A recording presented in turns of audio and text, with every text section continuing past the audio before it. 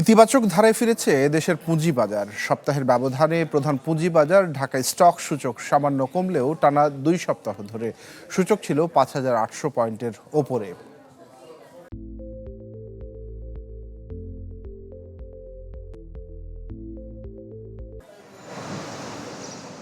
দেশের প্রধান পুঁজিবাজারে ফিরেছে ইতিবাচক ধারা। টানা 2 সপ্তাহ ধরে সূচক 5,800 পয়েন্টের উপরে অবস্থান করছে। ডিএসসিএক্স সূচক গেল সপ্তাহ ব্যবধানে 1 পয়েন্ট বেড়ে অবস্থান করছে 5,804 পয়েন্টে। দাম বেড়েছে বেশিরভাগ প্রতিষ্ঠান ও মিউচুয়াল ফান্ডের। ডিএসসিতে দাম বাড়ার শীর্ষে ছিল MBL first mutual fund, first finance and investment limited, international leasing and finance services limited, এফএএস finance and investment limited, people leasing and finance services limited.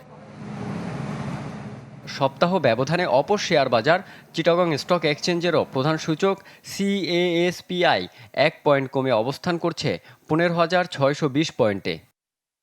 সপ্তাহ জুড়ে 339 প্রতিষ্ঠান ও মিউচুয়াল ফান্ড লেনদেনে অংশ নেয়, যার মধ্যে দাম বাড়ে 125টি প্রতিষ্ঠানের, বিপরীতে দাম কমে 196টির।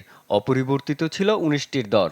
সিএসসিতে দাম বাড়ার শীর্ষে ছিল international leasing and finance services, MBL first mutual fund, Fareast finance and investment limited, IFIL Islamic mutual fund 1, NCCBL mutual fund 1।